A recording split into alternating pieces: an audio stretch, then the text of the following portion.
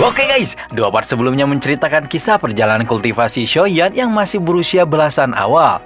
Nah, mulai dari part 3 kali ini, kita akan melihat desain baru dari berbagai karakter di cerita BTTH atau Battle Through the Heaven. Shoyan juga akan terus melanjutkan latihannya di tahap usia remaja menengah dan tentunya masih akan dibimbing oleh sang guru misterius berwujud roh. Kira-kira kapan ya identitas Loyo bakal terungkap? Kita juga masih belum tahu mengenai rahasia yang disembunyikan Sun Er selama ini. Semoga jawaban dari pertanyaan-pertanyaan itu bisa terjawab ya. Dan basa-basi lagi, kita masuk aja ke video pembahasannya.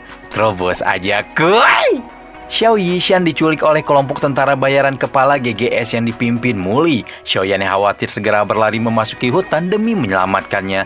Karena ada begitu banyak jebakan, Loyo meminta muridnya itu untuk mengintai dulu sambil berlatih. Setelah melewati 1 bulan di alam liar, Xiaoyan secara mengejutkan sudah mendapatkan bintang ke-6 dari gelar doze-nya.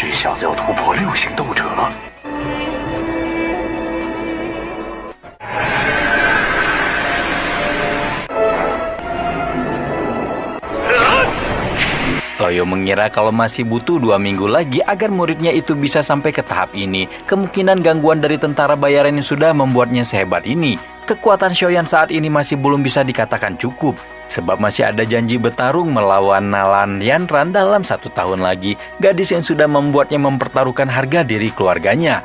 Beberapa jam kemudian Shoyan melihat ada sebuah kelompok tentara bayaran yang dikirim untuk patroli. Saat ini harga kepalanya sudah dipatok pada angka 8.000 koin emas, tapi mereka mungkin tidak akan mendapat uang yang sudah dinanti-nanti tersebut. Shoyan membuat keributan untuk memanggil seekor monster pegunungan, membuat makhluk besar itu marah dan muncul di hadapan kelompok tentara bayaran. Tubuh mereka yang kecil dan memang tidak siap, habis dibantai oleh monster tadi.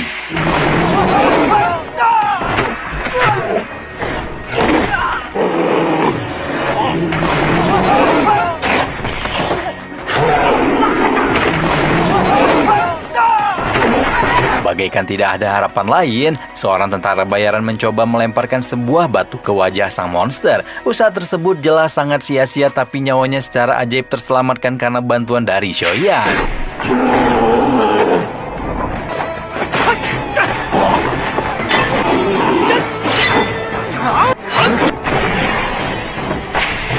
Shoyan menghampiri tentara yang sudah diselamatkan tadi. Dia mengancamnya untuk tidak berisik dan memboncorkan keberadaannya. Seisi pegunungan sudah diisi oleh banyak perangkap untuk dirinya. Shoyan bisa saja mengorek informasi dari tentara tersebut demi keselamatan, tapi dia memilih untuk menghabisi semua orang yang berusaha memburunya. Pagi hari pun tiba, Shoyan menghampiri sebuah kelompok pencari lagi yang berada di atas jembatan.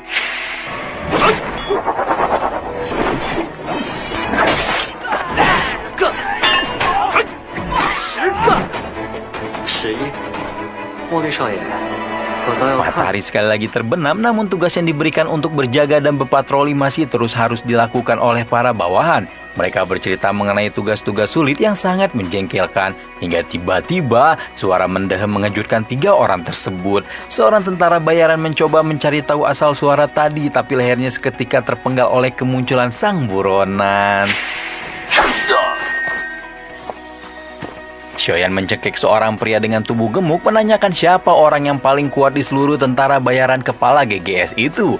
Orang tersebut adalah sang bos pertama yang bernama Muse, seorang dosi dengan 2 bintang, disusul dengan Ganmu, sang doze 9 bintang, dan Hemong doze 8 bintang. Shoyan tampaknya akan pergi mengincar sang bos ketiga yang paling lemah duluan. Lalu cerita berpindah menuju markas utama tentara bayaran kepala GGS. Muli yang merupakan anak dari Muse terlihat sedang menuangkan minuman kepada ayahnya. Tiba-tiba mereka mendapat kabar kalau semua bawahan yang dikirim ke hutan tadi sudah mati. Tidak salah lagi kalau penyerang yang diduga itu adalah Shoyan. Mereka mulai mewaspadi pemuda tersebut dan membuat rencana baru. Sementara sang gadis yang diculik Xiao Yisan sedang berada di rumah obat. Mereka sengaja menawarnya untuk membeberkan rahasia buku obat dan teknik tingkat Xuan yang sudah lama hilang. Namun sebelum itu masalah Shoyan adalah hal yang harus dibereskan terlebih dahulu. Muse berniat memanggil bos ketiga Hemeng pergi mengatasi masalah Shoyan. Tapi ternyata orang yang dimaksud malah asyik bermain dengan wanita-wanita kesayangannya. Hemeng memang seorang doze 8 bintang. Tapi apakah dia sanggup melawan Shoyan sang pemuda berbakat? 哪有你好吃？谁？ Kedamaian Hemeng dengan wanita-wanita cantik yang berada di sampingnya terusik oleh kerusuhan di luar tenda. Ternyata Xiaoyan memang benar-benar berani datang untuk menghabisinya. Dia memulai pertarungan dengan melempar batu ke pria gemuk yang gagap itu.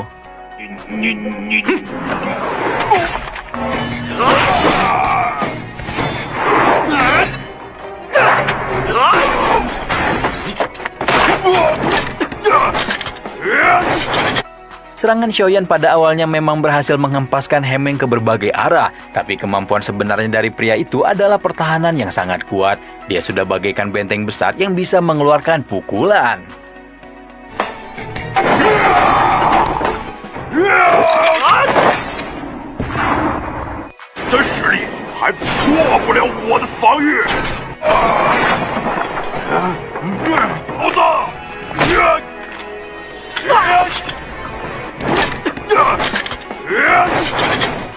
Tubuh Xiaoyan tersangkut di batu karena lemparan Hemeng. Menunggu apakah dia sanggup bertahan dari bos ketiga kepala GGS itu. Semua ahli bela diri di benua Doki memanfaatkan kekuatan dan teknik untuk memenangkan pertarungan. Teknik dibagi 4 tingkat mulai dari Tian, Di, Suang, dan Huang. Tapi besar kekuatan kembali lagi ke level Doki setiap orang. Kita berlanjut ke cerita utama memperlihatkan Xiaoyan yang berhasil keluar dari batu tadi dengan mudah. Lalu melanjutkan pertarungan dengan teknik Doki yang sudah dipelajarinya.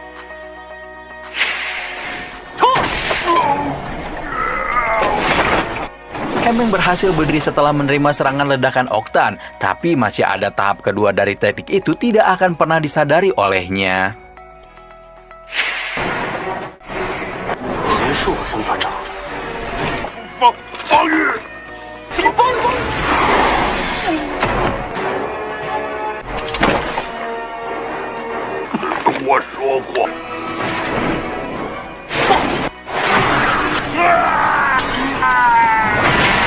Jasad Hemeng yang mati mengenaskan dibawa ke hadapan Muse sang pemimpin kelompok bayaran. Melihat sosok saudaranya yang sudah tidak bernyawa, Muse yang murka memerintahkan semua dose dengan bintang 5 ke atas untuk masuk ke hutan.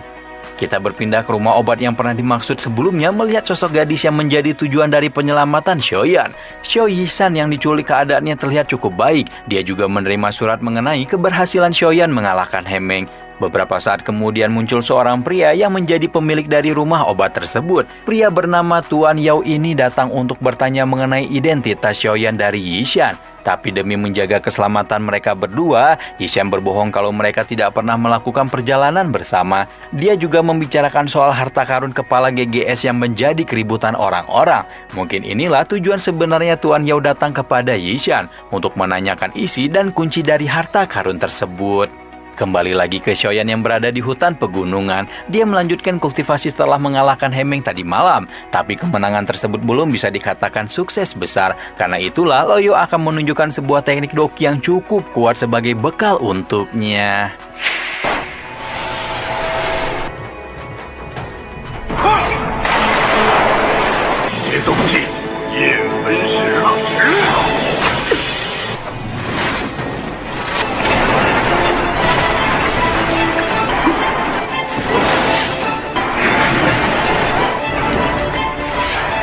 Teknik tingkat D bernama penguasa gelombang api barusan terasa sangat menakjubkan. Pedang hitam yang dibawa Loyo bahkan sampai terbakar dengan hebat. Kemudian kakek roh itu turun menghampiri Xiaoyan dan mentransfer informasi dari teknik tersebut. Meski berada pada jajaran terbawah teknik tingkat D, tapi Loyo baru mau mengajarkan sekarang karena tubuh Xiaoyan dianggap sudah mampu. Tapi maksimal penggunaan saat ini hanyalah 1 kali sehari. Xiaoyan melanjutkan kultivasinya di atas altar kelopak teratai muda. Duduk bersila dengan tenang hingga peluit dari salah satu tentara bayaran membangunkannya.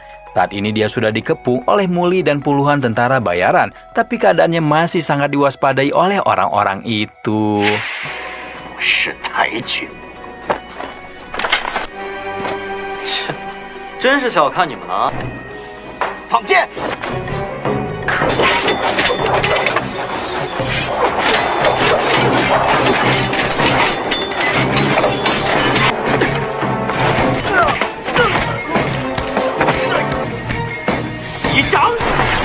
Xiaoyan berlari dengan cepat selama beberapa jam hingga akhirnya dia terpaksa berhenti karena terjebak di ujung sebuah tebing. Sementara Muse bersama dengan Muli dan puluhan tentara bayaran lain sudah memblokir jalur pelarian. Xiaoyan mengeluarkan kunci dari peti harta karun yang dicari-cari, tapi dia justru menghancurkannya dan membuat amarah Muse semakin menjadi-jadi.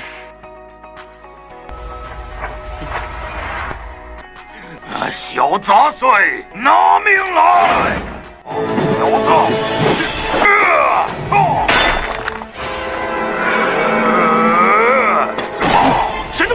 Xiaoyan sudah semakin terdesak, ia mungkin bisa menggunakan teknik penguasa gelombang api. Mungkin teknik tersebut bisa merusak tubuhnya hingga menjadi bom bunuh diri. Tapi dia sudah tidak punya pilihan lain saat ini.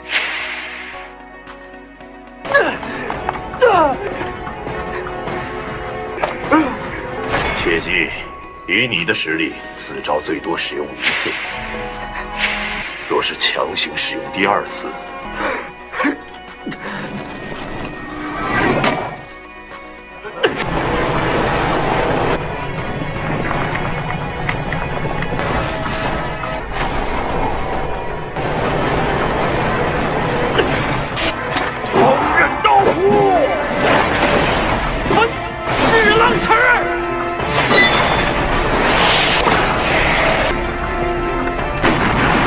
Kekuatannya berada di atas Xiaoyan, tapi teknik tingkat D memang bukanlah sesuatu yang bisa dihadapi dengan mudah. Sayangnya kondisi Xiaoyan juga sudah tidak bisa dikatakan baik-baik saja. Tubuhnya terlalu lemah hingga tak sadar sudah jatuh bebas ke bawah jurang.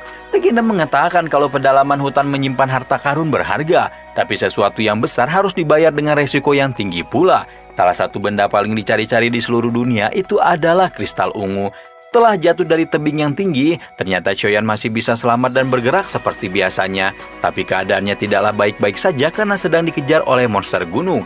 Kalau disuruh berhadapan dengan makhluk sekuat itu sendirian, sangat kecil peluang yang dimiliki Xiaoyan untuk bisa menang. Dia lebih memilih kabur sambil memanggil Loyo untuk meminta bantuan. Ternyata penyebab dari kejaran monster tadi adalah karena Xiaoyan berniat mencari bahan pendukung kultivasi. Semua itu merupakan permintaan dari Loyo untuk meningkatkan latihannya. Sayangnya monster gunung tersebut bukanlah sosok yang gampang menyerah. Dia dengan sangat cepat menemukan Xiaoyan dan lanjut mengejarnya.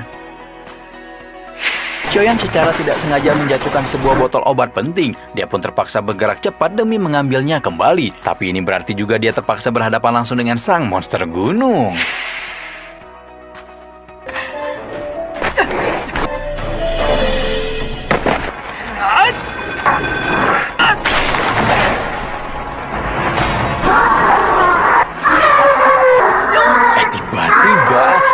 Memasang wajah ketakutan dan kabur begitu saja. Dari sudut yang cukup jauh terbang seorang gadis cantik dengan kekuatan yang luar biasa. Tampaknya dia sedang berhadapan dengan monster level 6 sang Raja Singa. Gelar minimal untuk bisa menghadapi makhluk buas tersebut adalah Do Huang. Sang Raja Singa bersayap dengan tanduk panjang di kepalanya berbicara dengan wanita tersebut, seorang ahli bela diri yang menginginkan kristal ungu dari sang penguasa gunung. Memang benar kalau sang Raja Singa memiliki sebuah potongan kristal ungu, tapi benda tersebut sangatlah sulit untuk didapatkannya. Dia hanya mau menukarkan dengan harta yang setara, yaitu pil pengubah bentuk untuk naik ke level selanjutnya. Monster dengan level tinggi memiliki kecerdasan layaknya manusia. Pertarungan kali ini akan menjadi gambaran seperti apa lawan yang akan Xiaoyan hadapi di masa depan.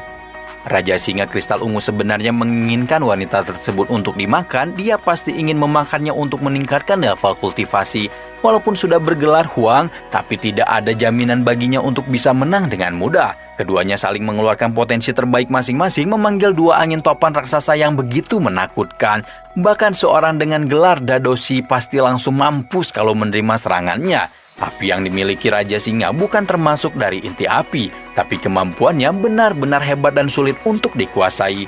Gelar sebagai penguasa gunung membuatnya bisa memerintah semua monster di kawasannya, tapi Loyo menjamin pertarungan kali ini pasti akan berjalan adil. Wanita tersebut benar-benar berani. Dia serius ingin mengambil kristal ungu dengan paksa dari sang penguasa gunung. Tapi mungkin keselamatannya berada dalam bahaya sebab sang Raja Singa memang sedang mempersiapkan teknik segel tingkat tinggi yang sangat kuat.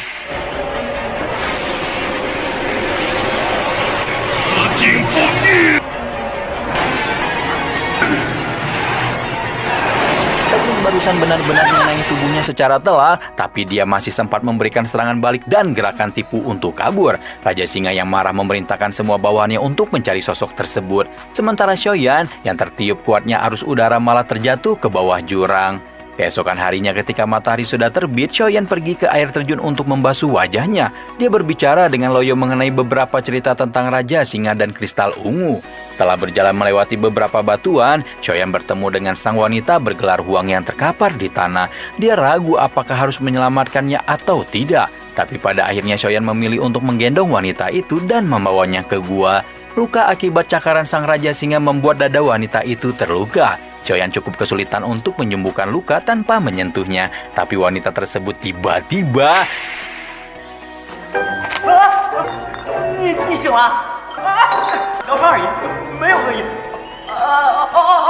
Xiaoyan tidak ingin bersikap macam-macam dengan seorang bergelar Huang. Tapi wanita itu terlalu lemah untuk mengobati dirinya sendiri. Dia terpaksa meminta bantuan pemuda tak dikenal untuk merawatnya.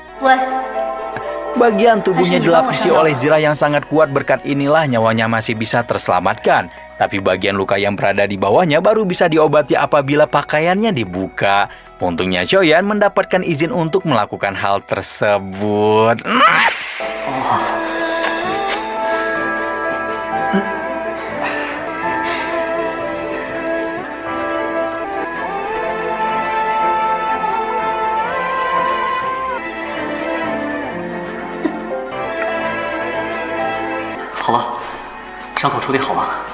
Keesokan harinya, Loyo mengingatkan Xiaoyan kalau tindakannya itu akan mengundang bahaya. Tapi mungkin akan bagus kalau ahli bela diri bergelar Huang itu justru berterima kasih dan membalas budi.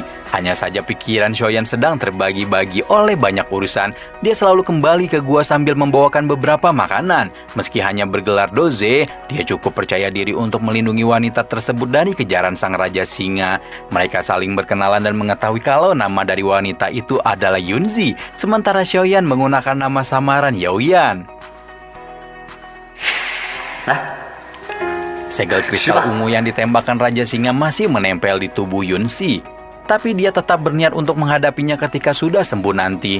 Menurutnya kemampuan mereka tidak berbeda jauh, hanya kalah di bagian teknik segel saja. Untungnya dia masih bisa selamat berkat bantuan sang pemuda misterius. Tapi tiba-tiba, Xiaoyan mendengar raungan monster yang berasal dari luar gua. Ternyata Yunzi sempat pergi mandi keluar dan membocorkan persembunyian mereka. Xiaoyan pun tidak punya pilihan lain selain keluar dan bertarung sendirian. Meski sempat marah karena Xiaoyan malah ingin melindunginya sendirian, Yunzi tetap cemas menunggu kedatangan sang penyelamat itu. Xiaoyan akhirnya kembali dengan luka-luka yang cukup parah, kemudian terbangun di atas pangkuan seorang wanita cantik. Monster yang Xiaoyan hadapi barusan berada di level 2, tapi dia tetap kesulitan untuk menghadapi terlalu banyak musuh sendirian. Yunzi pun berniat membalas budi dengan merawat Xiaoyan hari ini. Tapi mungkin ini bukanlah ide bagus sebab Yunzi bukanlah orang yang lembut dan bisa memasak. Dia memberikan Xiaoyan sebuah ikan panggang yang sangat gosong. Pemuda itu terpaksa memakannya sampai habis tanpa menyadari kalau ada bahan aneh yang dimasukkan ke dalam ikan tersebut. Ternyata Yunzi memasukkan sebuah obat perangsang ke dalam makanan tersebut. Mereka berdua secara tidak sengaja memakannya dalam dosis yang cukup banyak. Keduanya pun mulai terpengaruh efek obat dan mendekap tubuh masing-masing dengan erat. Xiaoyan tidak bisa menahan nafsunya. Begitu juga dengan wanita cantik di hadapannya. Pikiran keduanya mungkin masih waras, tapi tubuh yang sudah terpengaruh obat tidak bisa bertahan melawan efeknya. Loyo mengira kalau pemandangan ini sangatlah menarik, tapi Xiaoyan tidak ingin bertindak curang kepada Yunzi. Dan ada juga cerita beginian ya.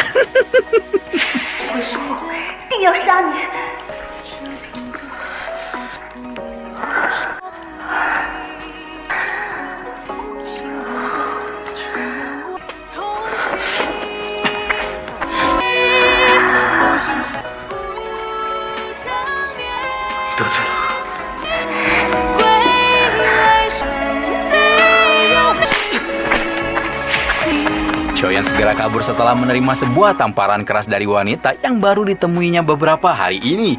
Dia pergi ke dasar sungai untuk berkultivasi sambil menenangkan dirinya. Tapi tiba-tiba, getaran besar mendadak muncul dan mengejutkan mereka. Ternyata sekelompok monster suruhan Raja Singa sudah mengetahui lokasi mereka. Xiaoyan ingin datang menyelamatkannya, dia justru dihadang oleh sebuah pedang tipis pendek dan tatapan marah. Mereka tidak akan sempat bertengkar mengenai kesalahpahaman sebelumnya, sebab sang Raja Singa juga ikut datang ke lokasi tersebut. Yunzi terpaksa menghadapinya dengan segel yang masih terperangkap di dalam tubuhnya. Di saat yang bersamaan, Xiaoyan berlari dengan cepat melewati berbagai medan demi bisa mencapai sarang sang Raja Singa. Tempat tersebut dijaga oleh beberapa monster level tinggi. Dia harus menyelinap dengan hati-hati untuk mendapatkan kristal ungu, kemudian memberikannya kepada Yunzi agar kekuatan wanita itu meningkat. Untuk menemukan kristal ungu, Xiaoyan mendapatkan sebuah alat pendeteksi dari Yunzi. Dia berlari dengan hati-hati sambil membawa benda tersebut. Setelah sampai di bagian tengah sarang, Xiaoyan menemukan seekor singa yang sedang tidur di antara tumpukan kristal. Pada bagian atas terdapat sebuah bola aneh yang bersinar dengan sangat terang. Meski Loyo sudah berkeliling masuk gua singa berkali-kali, tapi baru kali ini dia menemukan lokasi kristal ungu yang asli. Xiaoyan menggunakan buah Ziyan untuk menghadapi singa level 3 yang menjaga di sana. Tapi bukan untuk bertarung dan mengalahkannya, dia ingin membuat monster tersebut sakit perut dan kabur untuk buang air. Bola aneh yang bersinar terang itu terasa sangat panas dan tidak mungkin untuk disentuh. Loyo meminta Xiaoyan untuk mengeluarkan kembali kristal pelacak. Dia menggunakan benda tersebut untuk mengangkat penutup yang berada di bawah sarang hingga menemukan kunci untuk membuka kristal ungu. Karena takut akan mubazir, Xiaoyan dengan berani meminum tetesan kristal ungu yang terjatuh. Dia kemudian segera berlari karena sang singa penjaga sudah kembali ke bagian tengah sarang.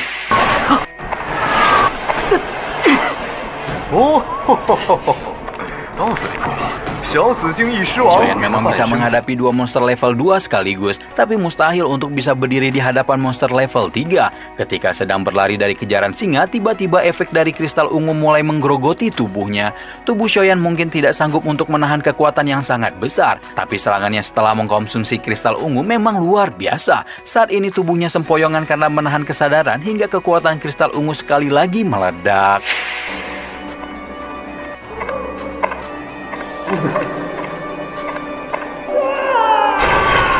Ketika berpikir kalau hidupnya akan berakhir di sini, Xiaoyan memutuskan untuk mengerahkan semuanya demi sang wanita yang baru dia temui. Dia memecahkan beberapa botol kristal ungu untuk diserap sendirian. Manusia biasa dengan level lemah pasti akan langsung mati melalui tindakan gila ini. Tapi berbeda dengan Xiaoyan yang memang pada awalnya berbeda dari yang lain. Dia menghunuskan pedang hitamnya dengan kekuatan maksimal, melesatkan kekuatan terbaik yang dia miliki tepat ke hadapan sang Raja Singa.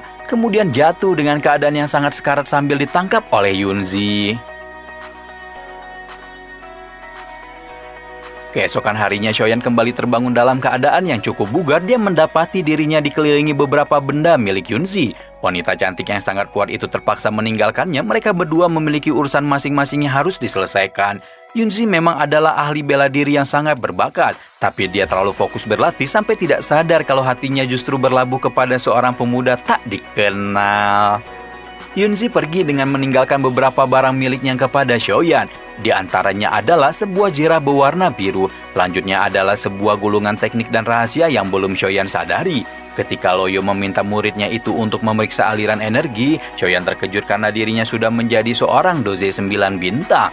Semalam kondisi Xiaoyan sangatlah kritis, tapi Yunzi memberikan kekuatan spiritualnya untuk menyembuhkan pemuda tersebut. Dia juga membimbing api ungu baru milik Xiaoyan dan menaikkan level kultivasinya. Setelah itu pergi tanpa mengucapkan selamat tinggal. Gulungan yang diberikan Yunzi kepada Xiaoyan berisi teknik tingkat Xuan bernama langkah ledakan. Loyo cukup tertarik dengan gulungan tersebut. Mereka berdua pun segera pergi ke hutan untuk melatihnya bersama-sama.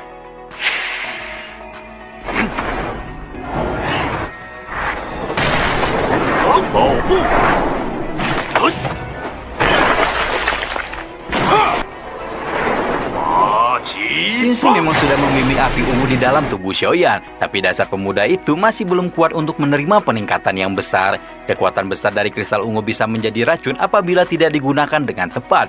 Xiaoyan harus mengalahkan 5 monster level atas dalam 1 bulan. Setelah itu mereka akan menemukan api tunggal untuk meningkatkan kultivasi Xiaoyan. Berpindah ke tempat yang berbeda di dalam hutan, terlihat ada 2 orang bernama Kagang dan Liang yang sedang berlari-lari dari kejaran sesuatu. Suara kereta kuda terdengar semakin dekat, tapi gadis itu terlalu lemah untuk melanjutkan perjalanan.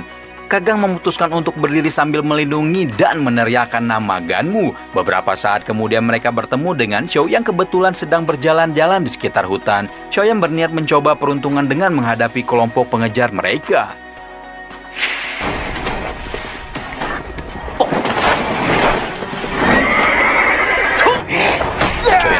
meninggalkan Ganmu sendirian untuk ditanyai beberapa pertanyaan, tapi bos kedua dari tentara bayaran kepala GGS itu justru meremehkannya.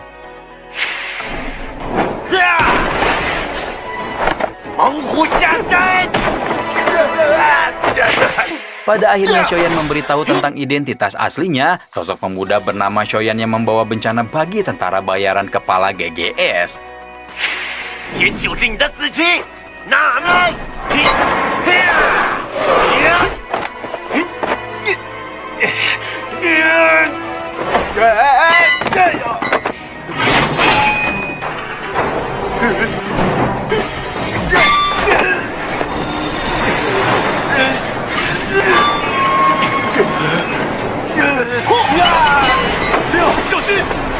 Shoyan menghentikan pedangnya setelah mendengar nama Shou Yishan. Sang gadis ahli obat itu sedang ditawan oleh pemilik rumah obat bernama Yao. Dia berniat mengambil keuntungan dari Yishan berupa rahasia buku racun 7 warna. Tapi ketika Shoyan lengah, Ganmu sudah bergerak untuk menghajar Kagang dan Lin.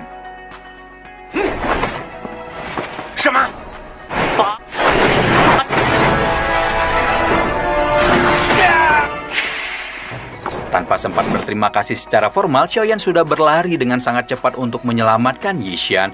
Informasi mengenai pembunuhan Ganmu juga sudah menjadi berita mengejutkan di antara tentara bayaran kepala GGS. Pada malam yang sama pula, Shoyan pergi menyelinap ke rumah obat untuk bertemu dengan Yishan. Dia berniat membawa gadis itu kabur jauh dari pegunungan ini, tapi Yishan tidak ingin membawa lebih banyak masalah lagi. Sebelum berbicara lebih lanjut, Yishan menuangkan secangkir teh kepada Shoyan.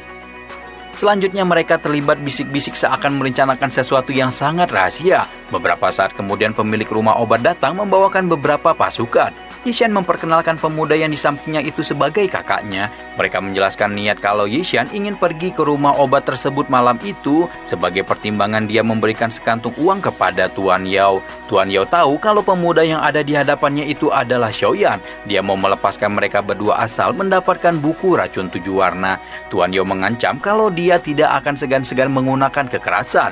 Tapi berita tentang kehebatan Shoyan dalam membantai tentara bayaran sudah tersebar kemana-mana. Karena hal itu pula Tuan Yao sudah menyebarkan racun ke tubuh Shoyan sebagai antisipasi. Yishan tahu sendiri kemampuan sang pemilik rumah obat. Dia sudah memberikan penawar racun ke dalam teko teh. Kalau dalam urusan racun, Yishan jauh lebih hebat daripada orang-orang yang pernah dia temui. Saat ini di kursi yang diduduki Tuan Yao, sudah ada banyak racun berbahaya yang ditanamkan di sana. Seketika ancaman Tuan Yao menjadi sia-sia. Penawar yang berada dalam teko juga sudah habis diminum.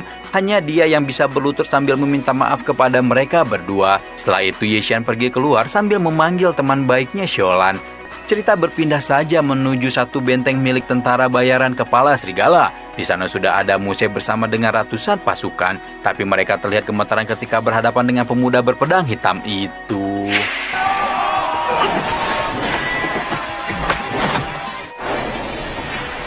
Pada dasarnya Shoyan memang tidak akan bertarung sendirian. Yishan datang dari langit membawakan sebaran racun untuk mengalahkan para tentara bawahan. Karena sudah begini tampaknya Muse sang pemimpin kelompok akan maju untuk berhadapan langsung.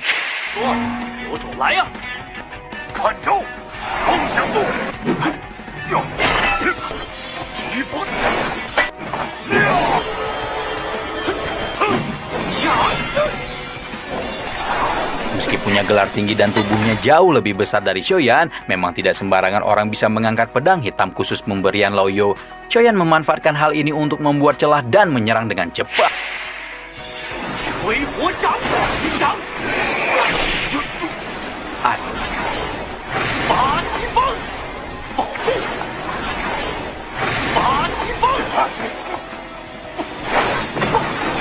Demi menghadapi seorang pemuda yang sudah mengacak-ngacak kelompok tentaranya, Muse membuka paksa kotak harta karun dan mempelajari teknik di dalamnya. Kalau sudah begini, Shoyan juga terpaksa menggunakan kemampuan terkuatnya.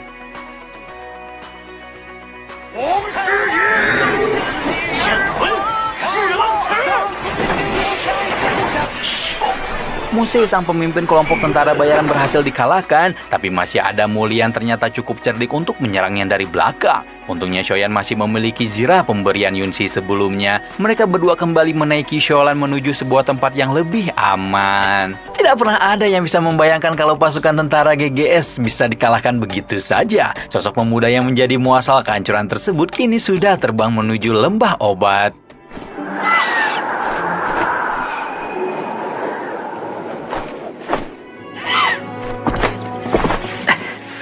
Loyo merasakan kumpulan energi murni yang tersebar di lembah tersebut. Tempat ini cukup jauh dari pemukiman manusia, ditemukan secara tidak sengaja oleh Xiaoyan yang sempat terbang di atasnya. Karena itulah, lembah obat ini bisa menjadi tempat persembunyian yang cukup aman. Kebetulan juga ada banyak bahan yang dibutuhkan oleh peramu obat seperti Yishan. Di bagian tengah lembah terdapat sebuah rumah kayu yang cukup besar. Tampaknya mungkin untuk sementara waktu Xiaoyan akan tinggal di sana. Nah, 我们暂且住在这里吧。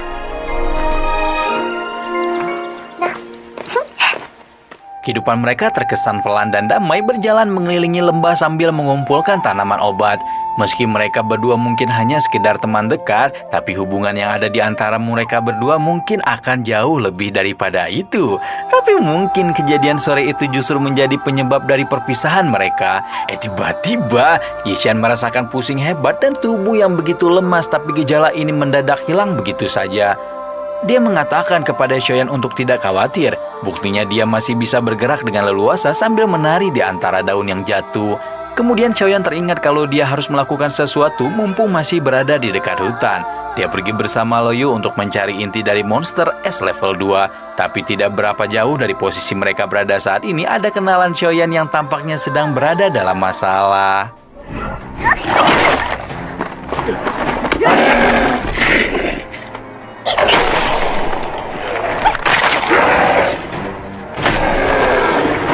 Selain Kagang dan Lin, tampaknya kelompok tentara bayaran darah ini sekarang ditemani oleh seorang wanita bernama King Ye.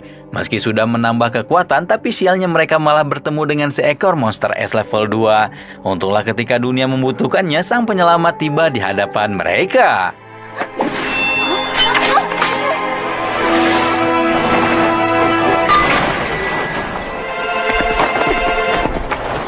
这里怎么会出现2阶冰雪魔兽？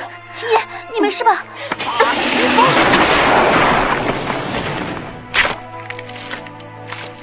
Lin begitu bersemangat untuk berlari menemui pemuda tersebut. Begitu juga Kagang yang berterima kasih dan memperkenalkannya dengan King Ye.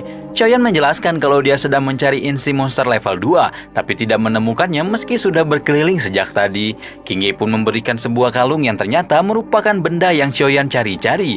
Pemuda itu segera berlari menuju rumah persembunyiannya untuk memberitahu Yishan, tapi dia justru menemukan gadis itu dalam posisi yang mengerikan. 别过去！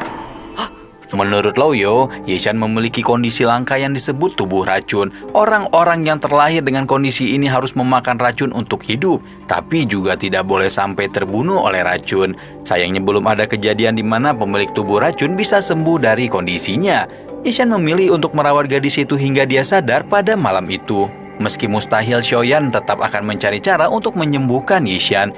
Yishan memiliki tubuh yang lemah, tapi dia selalu ingin agar bisa pergi mengelilingi dunia. Karena tidak mungkin bagi dirinya untuk berpetualang sendirian, Xiaoyan menawarkan diri untuk pergi menemaninya ketika waktunya tiba. Sang dokter kecil ini cukup keras hulu ketika disuruh beristirahat, tetapi Xiaoyan akhirnya setuju untuk menemaninya duduk di luar sambil melihat pemandangan. Sambil dikelilingi hamparan bunga merah yang indah, seekor kupu-kupu hinggap di kepalanya. Suasana mungkin terasa begitu tenang dan menyenangkan, tapi pikiran Yishan sekarang dipenuhi oleh banyak hal-hal buruk. Dia bahkan tidak mau pergi ketika hujan mulai turun membasahi lembah. Gadis itu ingin berada sedikit lebih lama di samping pemuda yang pernah menyelamatkannya itu.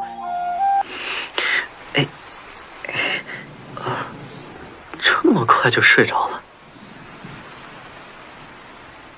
Karena keesokan harinya ketika Xiaoyan baru pulang dari hutan, dia menemukan surat yang berisikan salam perpisahan dari Yishan.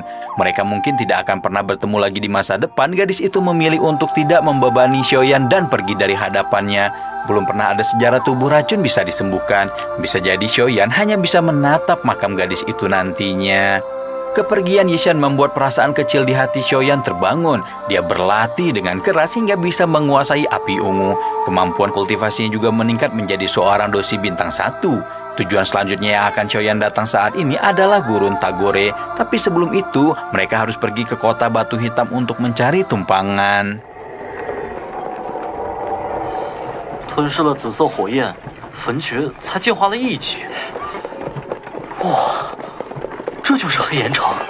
Sihir api Shoyan sudah berubah menjadi level 1 setelah menelan api ungu. Sihir api Shoyan sudah berubah menjadi level 1 setelah menelan api ungu. Meski sangat lemah, tapi dia sudah bisa mulai menggunakan serangan api kapan saja. Agar kekuatannya bertambah, dia harus menemukan inti api untuk ditelan. Ketika berada di kota batu hitam nanti, Loyo meminta Shoyan untuk pergi ke asosiasi alkemis dan mencari bantuan. Shoyan terlihat bingung seperti pendatang yang tidak tahu apa-apa.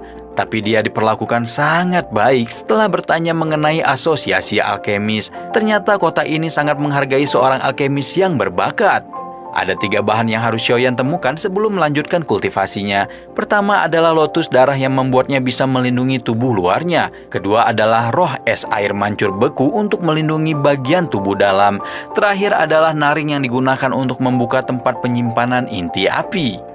Tanpa 3 bahan tersebut, seorang ahli bela diri tidak akan sanggup menelan inti api. Untungnya Loyo sudah menemukan sebuah naring, jadi Shoyan hanya perlu mencari lotus darah dan roh es air mancur beku saja.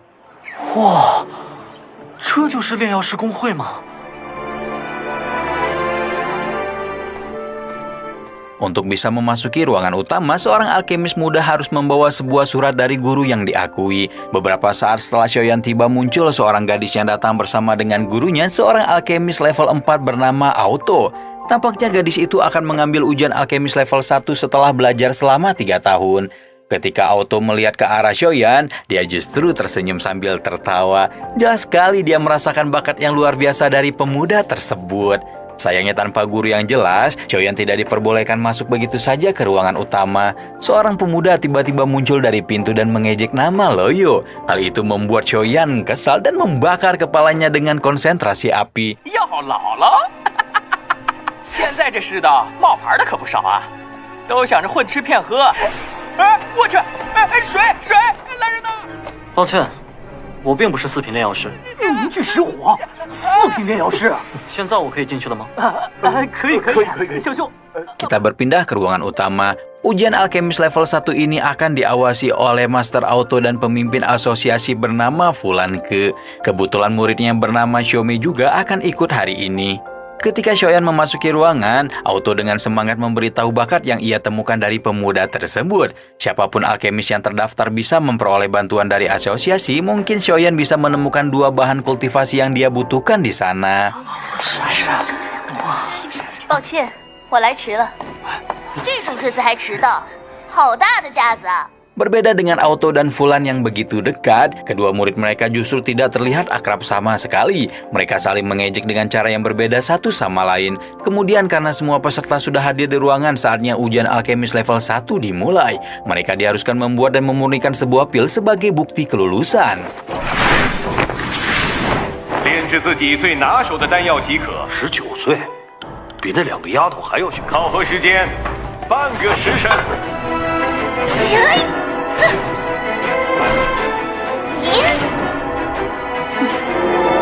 考核时间到。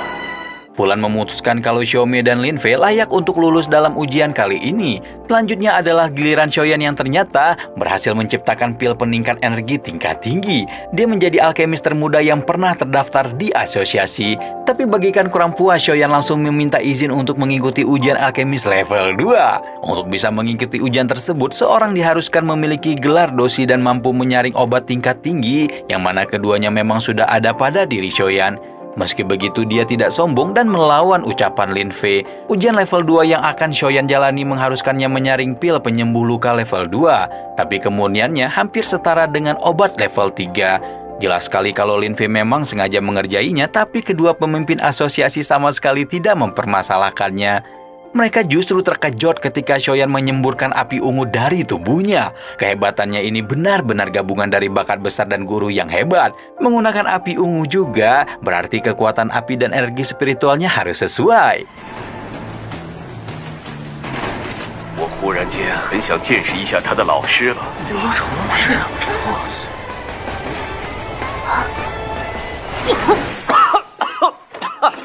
Xiaoyan mengambil pil penyembuh luka yang berwarna hitam usam tersebut, tapi benda yang dimaksud melepaskan cangkangannya menunjukkan kenyataan yang berbeda. Dengan begini, Xiaoyan secara resmi menjadi alkemis level 2 termuda sepanjang sejarah asosiasi. Kemudian tanpa mengulur waktu lagi, Xiaoyan langsung mengutarakan maksudnya mencari 2 bahan untuk kultivasi. Mereka akan pergi ke ruangan Fulan untuk membicarakan hal tersebut. Kepergian Xiaoyan membuat Lin Fei menatap Xiaomi dan mengejeknya. Ternyata gadis berambut putih itu pernah bersumpah kalau dia akan menikahi pria yang bisa mengalahkan bakatnya. Tapi dia tidak mau mengakui Xiaoyan karena tidak berasal dari kota Batu Hitam. 得你说过，似乎是要陪人家。 Sebelum memasuki ruangan Fulan, Xiaoyan pergi dulu untuk mengambil jubah alkemis dan pin penanda. Di sana dia kembali ingin membahas soal bahan yang dia butuhkan.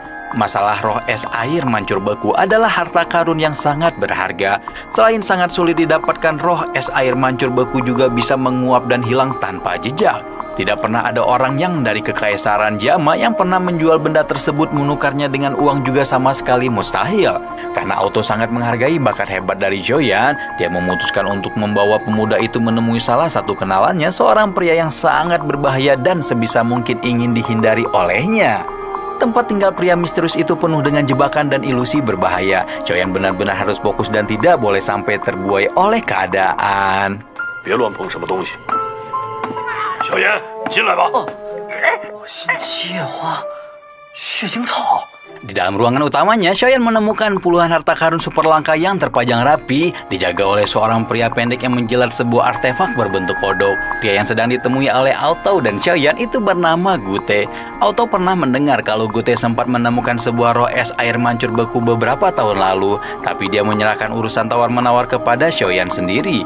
Sifat Gute memang cukup buruk, dia sangat membenci orang-orang baru yang datang ke rumahnya. Meski menolak menjual satupun koleksi barang berharganya, Xiaoyan merasa kalau pria itu mungkin mau melakukan barter dengan harta karun yang setara. 那您看这个怎么样？这是好东西。我还以为你知道它是什么呢。 Tentu saja kristal ungu yang sempat ditemukannya merupakan harta karun yang luar biasa. Toyo sendiri bahkan tidak pernah menemukannya seumur hidupnya. Kristal ungu dan roh es air mancur beku adalah 2 benda yang sangat langka. Gute tampaknya ingin mengambil keuntungan dari penawaran ini, tapi Xiaoyan memutuskan untuk pergi begitu saja dari gudang harta tersebut. Keadaan sekitar mereka berubah menjadi sangat lambat. Siapapun yang mengubah pikirannya lebih dulu akan kalah dalam pertarungan kali ini.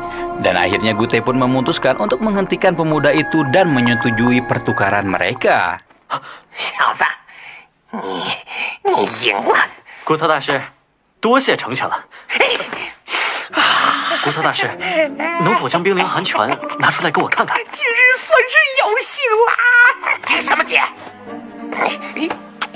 Sayangnya roh es air mancur beku yang Xiaoyan cari disimpan di dalam sempaknya Gute. Untungnya benda tersebut benar-benar asli sesuai dengan apa yang diharapkannya.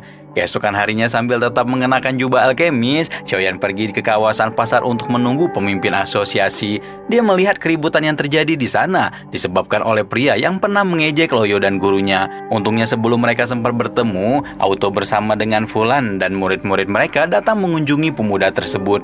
Fulan membawakan inti api level 3 dan sebuah tawaran kepada Xiaoyan.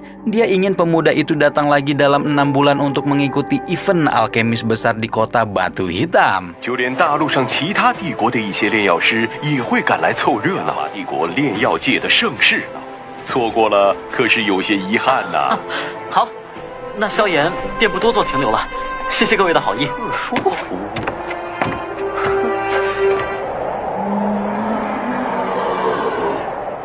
Lotus darah yang Xiaoyan butuhkan merupakan jenis obat yang berada pada level kelima. Proses penciptaannya juga akan menimbulkan sebuah ledakan yang cukup besar.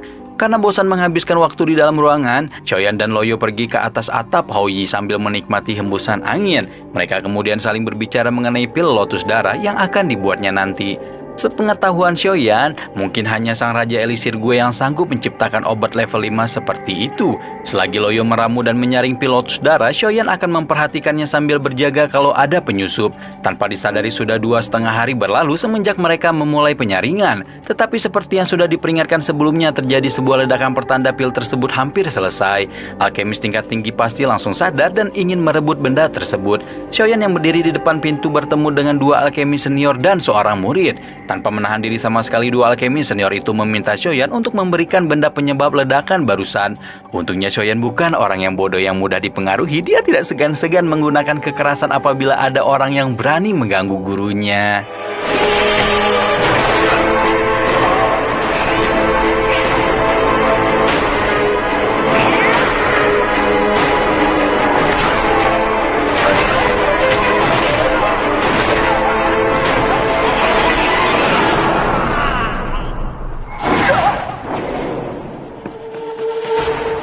Xiaoyan sempat lengah ketika sang alkemis botak menyelinap dan ingin merebut pil lotus darah sendirian. Untungnya Loyo sudah selesai melakukan proses penyaringan, dia bisa segera muncul dan menangkap pencuri tersebut. Alkemis botak mengaku kalau dia tidak berniat untuk macam-macam, tapi di balik tangannya sudah ada sebuah racun yang siap untuk digunakan. Sayangnya dia tengah berhadapan dengan Loyo, sosok kakek roh yang kekuatan aslinya belum diketahui. Seketika itu pun... 难怪会让那么多人拼了命的想要得到它，这种力量，这就是异火的威力吗？那可是一名真正的大道师啊！ Sekarang yang tersisa hanyalah alkemis bertopi dan si murid yang cerewet. Ternyata alkemis bertopi mengkhianati murid temannya itu di tengah pertarungan. Kemudian dia bersujud memohon ampun kepada Loyo atas nyawanya. 大人，我愿意追随您，只求您能放我一条生路。江湖险恶，人心叵测，这人怎样解决随你，我可不需要这种随从。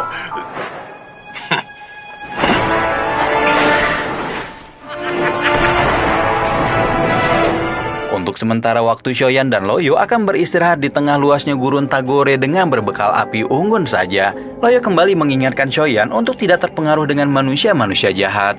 Setelah memulihkan tenaga, Xiaoyan pergi berjalan-jalan di sekitar gurun. Tekanan gurun yang kuat membuatnya teringat akan sosok Yunzi, yang kemudian malah berubah menjadi Nalan Yanran. 云芝，你怎么也在？纳兰嫣然。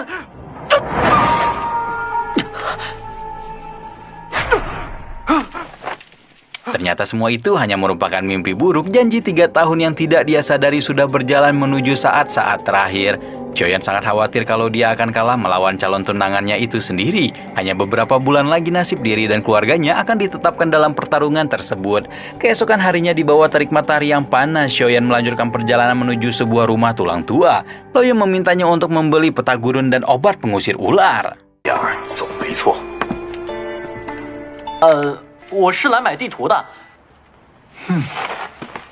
Ketika mengamati tumpukan kertas-kertas tua yang berdebu, Xiaoyan menemukan petunjuk mengenai lotus pemurni api iblis.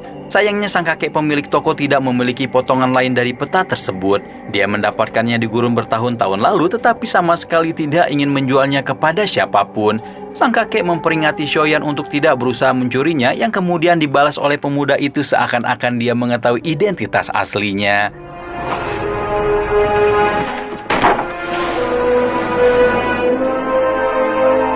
Dahulu dikisahkan di Kekaisaran Jama terdapat seorang ahli bela diri yang sangat kuat. Sosoknya diberi gelar Kaisar Es dan sempat bertarung dengan pemimpin sekte klan Yunlan dari keluarga Nalan.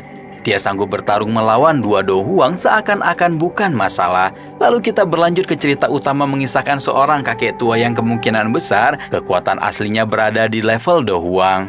这种强者，为什么偏偏都让我遇到？魔荒，魔荒。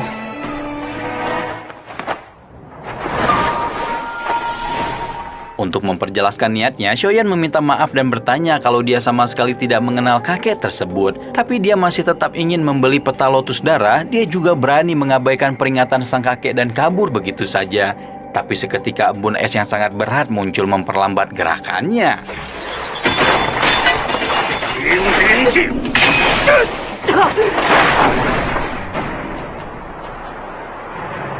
Meski sudah berada di level Dosi, bukan berarti Xiaoyan akan sanggup melawan kakek tua yang berada di level Do Huang. Puluhan biang es berupa mata tombak dilesatkan ke arah tubuhnya. Tapi pertahanan Xiaoyan yang sangat kuat membuat sang kakek cukup terkejut. 我不能再被动抵挡了。这小子居然没有倒下。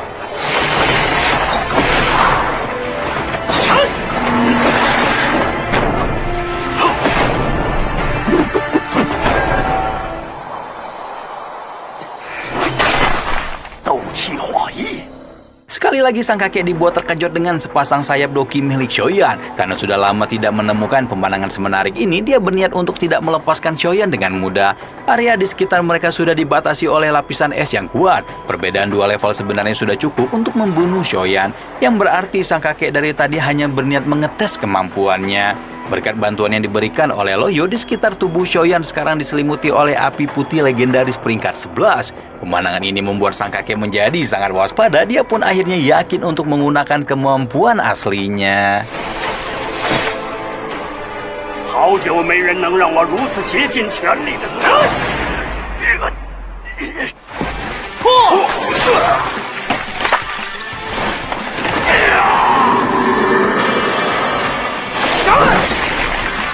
这小子究竟干了什么？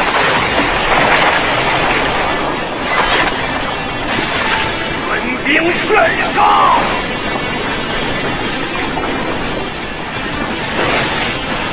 叫他找死！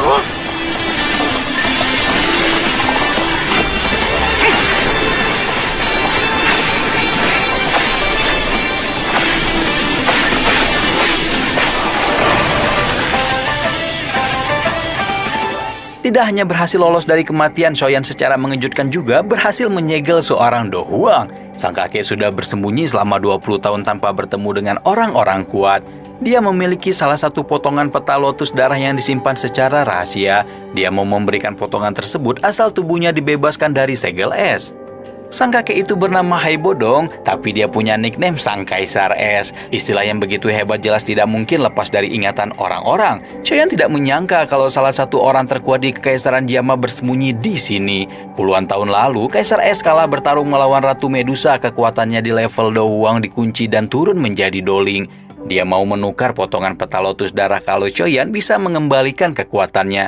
Dan obat yang dibutuhkan untuk proses tersebut adalah pil level 6. 6品。不管如何，与净莲妖火有关的地图残片。 Karena Loyo merasa kalau hal ini adalah pertukaran yang setara, Xiaoyan akhirnya menyetujui keputusan tersebut. Semua bahan obat yang dibutuhkan sudah dikumpulkan oleh sang kakek kecuali sesuatu yang disebut inti gurun datura. Demi menemukannya, Xiaoyan harus pergi ke pedalaman manusia ular yang penuh dengan resiko. Karena terdengar sangat berbahaya, sang kakek akan memberikan peta yang berisi lokasi inti api tersembunyi di gurun Tagore. Bahan obat Kaisar Es ditukar dengan peta lotus darah dan inti api tersembunyi. Walau resikonya sangat besar, Xiaoyan akhirnya memantapkan hatinya untuk mengambil tugas tersebut. Peta yang diberikan sang kakek memang sangat membantu perjalanan Xiaoyan, tapi gurun yang berbahaya tetap saja menyulitkan setiap pengembara untuk melintas. Setelah melakukan perjalanan selama 10 hari ke arah barat, Xiaoyan merasa kalau dia sudah ditipu oleh Kaisar Es. Untungnya dia bersama dengan gurunya memang sudah terbiasa melewati tantangan berat. Mereka bahkan akan melatih kemampuan sihir api Xiaoyan di tengah suhu yang panas. Saat itu pun ketika Xiaoyan hampir naik ke level Dosi Bintang 2, seorang pengelana yang terluka menabrak dan jatuh di depannya.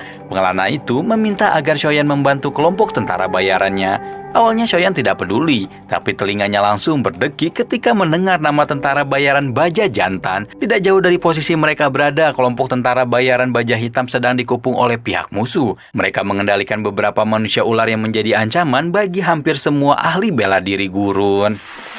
给我干掉那几个墨铁幽冥团的家伙！ 我信你敢！大家小心点，蛋仔已经回去求救。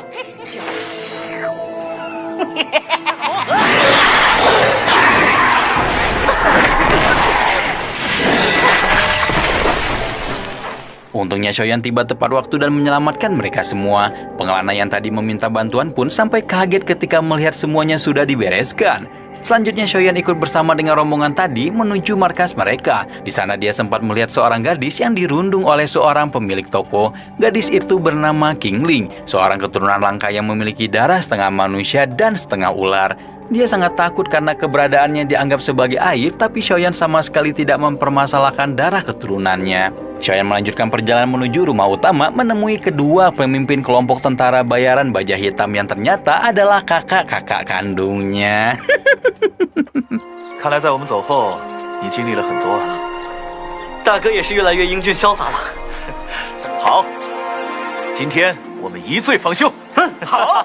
Meski sudah lama tidak bertemu, ketiga saudara ini memiliki ikatan yang kuat antara satu sama lain. Pada malam harinya mereka mengadakan jamuan atas kunjungan si bungsu yang selama ini terpisah. Pembicaraan awal dibuka dengan kondisi Qinlin yang selalu dijauhi oleh orang-orang, kemudian berlanjut mengenai masalah keanehan kultivasi Xiaoyan yang sempat melemah. Saat-saat itu membuat Xiaoyan menjadi aib keluarga, hanya keluarga dekatlah yang melindungi pemuda itu dari ejekan orang-orang. Xiaoding dan Xiaoli memutuskan untuk pergi ke Kaisaran Jiama dan membentuk sebuah kelompok tentara bayaran. Mereka menginginkan sebuah tempat untuk hidup damai bersama-sama. Xiaoding dan Xiaoli tampaknya juga merindukan ayah mereka di kota Wutan, tapi Xiaoyan meminta agar mereka berdua tetap berada di sini untuk sementara waktu. Perjanjian 3 tahun yang diadakan dengan keluarga Nalan menjadi alasan permintaannya itu. Untuk menjadi lebih kuat, Xiaoyan menceritakan niatnya mencari inti api dan melatih kultivasinya. Tapi kedua kakak-kakaknya ingin adik bungsunya itu bersembunyi dan tidak mengikuti perjanjian tersebut. Perbedaan pendapat membuat mereka sempat cekcok hingga akhirnya baku hantam.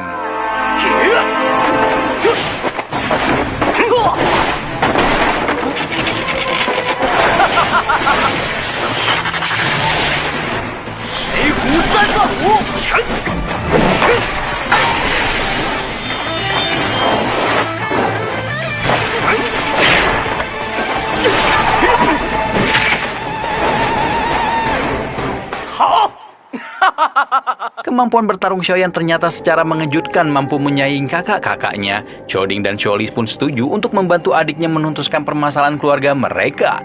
Tiba-tiba,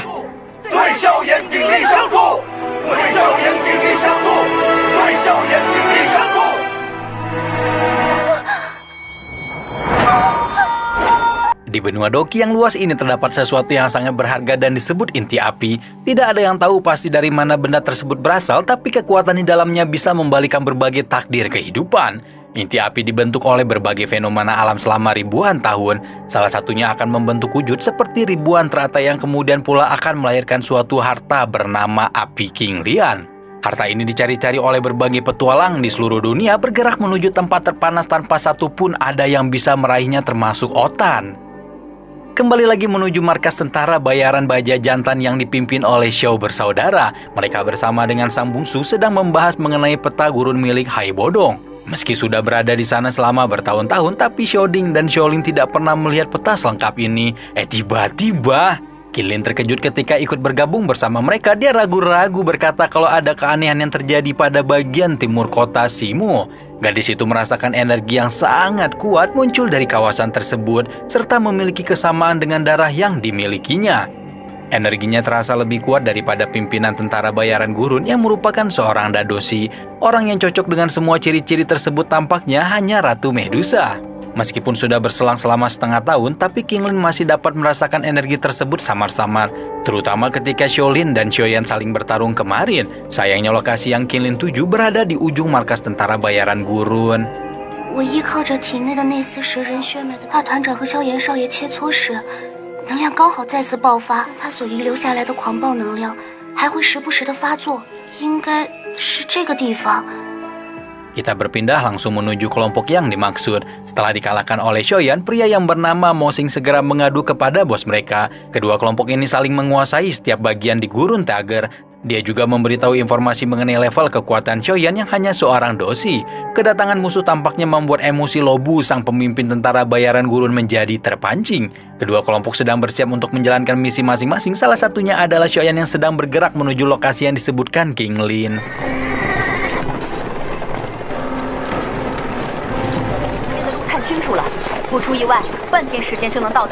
Setelah bergerak dengan cepat sambil menunggangi kuda, Qinglin memberitahu kalau mereka sudah sampai di tempat tujuan.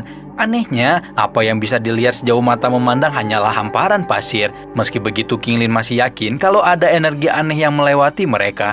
Kalau tidak ada tanda-tanda apapun di atas sana, maka kemungkinan ada terowongan rahasia yang berada di bawah tanah.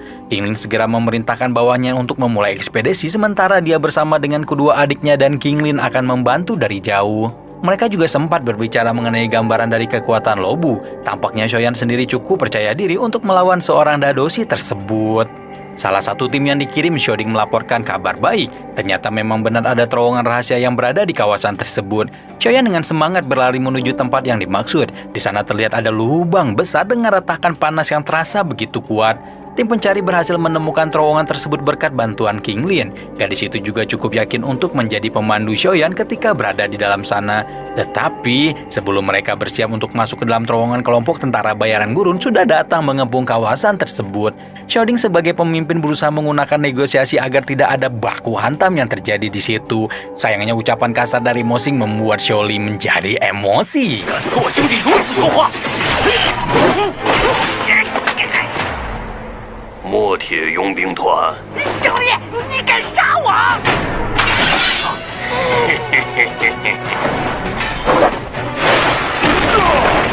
Sholi sendiri berada pada level Doki yang lebih tinggi dari Shoyan, tapi dia masih belum cukup kuat untuk berhadapan dengan seorang dadoshi.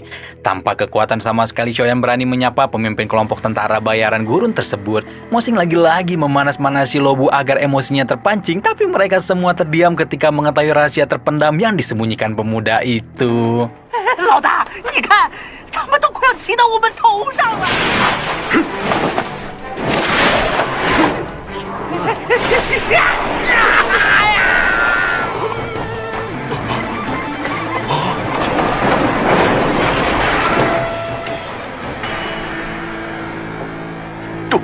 斗王。 Setelah tubuh Shoyan dirasuki oleh Lobu, kekuatan kultivasinya akan meningkat drastis setara dengan seorang doang. Tentu saja dadoshi seperti Lobu akan diam tak berkutik. Shoyan berjalan ke arah King Lin dan menggendongnya dengan hati-hati. Mereka masuk ke dalam terowongan bersama dengan kedua kakaknya.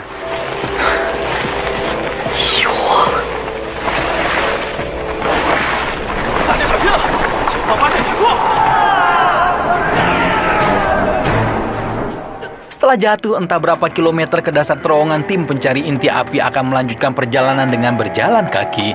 Suhu yang panas menambah keras tekanan yang mereka hadapi, terutama lautan magma yang memenuhi seluruh bagian gua. Bahkan Shoding sendiri tidak tahu kalau ada tempat semacam ini di bawah kota Shimo. Sebagai seorang pengendali kayu, api adalah kelemahan utamanya dalam bertarung. Untungnya Shoyan masih memiliki sayap Doki yang memungkinkannya untuk terbang. 这是，我去试试。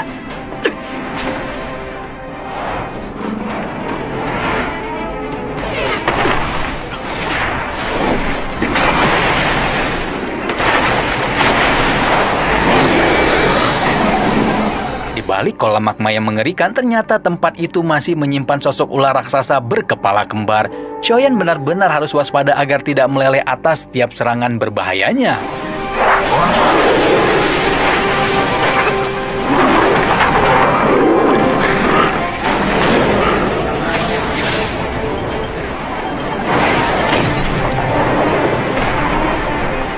Salah satu serangan ular kembar benar-benar mengenai pemuda itu dengan telak. Shoding pun sampai tak percaya kalau dia akan kehilangan adiknya di sana.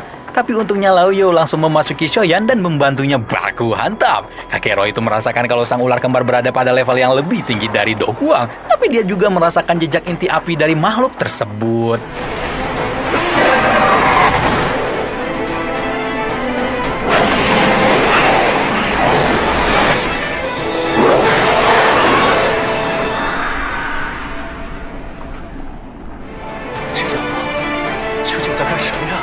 Secara ajaib, Shoyan benar-benar berhasil melepaskan diri dari lawan yang lebih kuat darinya. Tapi monster tersebut sekarang justru berenang dengan cepat mengincar Shoding dan King Lin.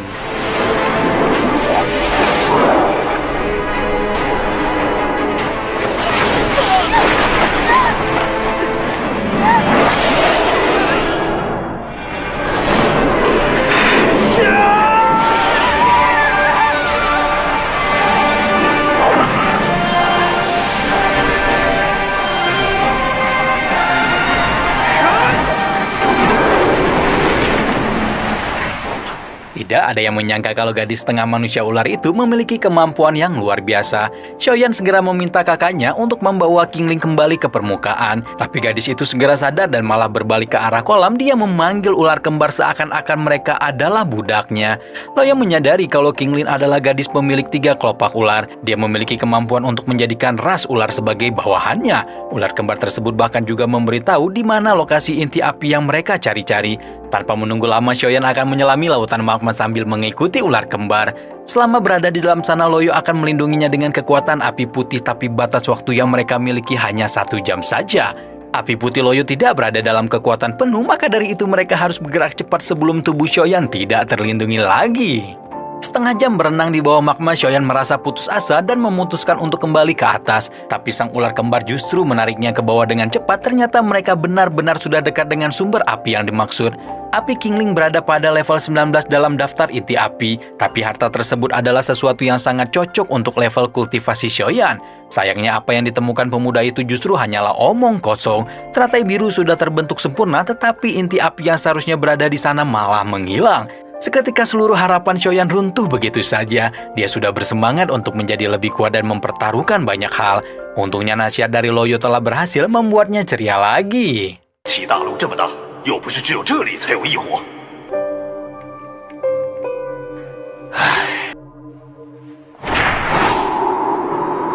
七彩蛇鳞，什么东西？ Loyo secara ajaib menemukan sisik ular 7 warna di dalam teratai biru. Kemungkinan besar ini adalah penyebab mengapa inti api sudah tidak ada di sarangnya. Sudah ada sosok yang lebih dulu tiba sebelum mereka dan sosok tersebut tidak lain dan tidak bukan adalah... 那便是蛇人族的美杜莎女王。 Ratu Medusa sendiri adalah karakter yang kawaii gitu ya. Aduh, susah lah diungkapkan dengan kata-kata gitu ya. Dia sangat penting dalam jalan cerita BTTH mulai dari penyebutannya di season 2 hingga kemunculannya dalam episode-episode berikutnya. Kali ini kita akan membahas cerita mengenai sang ratu penguasa ras manusia ular, termasuk juga kisah menyedihkan di balik gelar yang ia pegang. Cerita dimulai dengan memperlihatkan sang kaisar es pada masa mudanya bertarung melawan Ratu Medusa dengan wajah yang dialiri darah.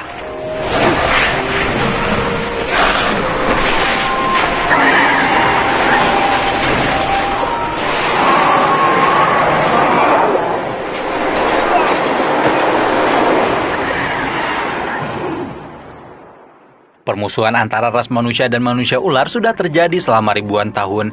Sayangnya kelemahan dari ras ini adalah jumlah mereka yang sedikit hingga terpaksa mundur ke pedalaman gurun Tager.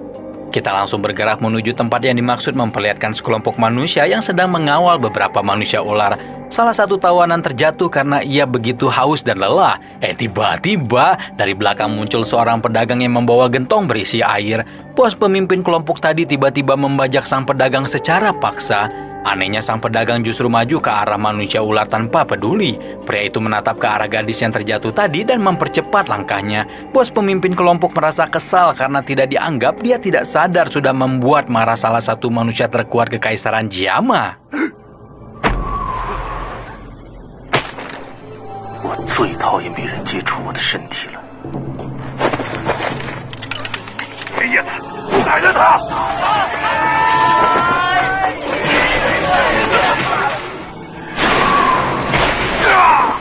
Pria bernama Hai Bodong itu mengatakan kalau dia diminta untuk membawa kembali gadis ular tersebut. Dia membebaskan borgol yang diikat para tawanan dengan begitu mudah. Hal ini membuat manusia ular yang dendam menjadi bebas untuk membalaskan dendam mereka. Hai Bodong melanjutkan perjalanan dengan gentong air yang rusak tadi membawa sang gadis ular yang terus bertanya mengenai banyak hal. Sayangnya kekuatan es yang dimiliki pria itu telah membuat sifatnya menjadi dingin. Dia juga tidak peduli ketika sang gadis ular hampir dijebak monster gurun. Mereka melanjutkan perjalanan melewati pecahan tebing yang cukup dalam, dengan tenang melewati sosok berjubah hitam yang berdiri diam di tengah jalan.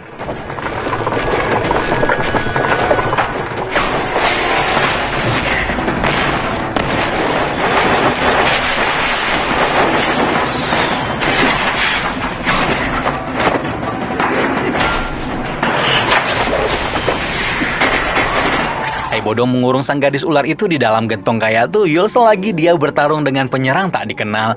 Jelas sekali kalau penyerang tadi juga mengincar sang gadis ular. Tapi kemampuan ilusi dari Hai Bodong telah menyamarkan bagian gentong air yang asli dari pandangannya. Dia juga telah menanam ratusan biang es di celah tebing tersebut, membuatnya bisa menumbuhkan begitu banyak kristal es tajam yang sangat berbahaya.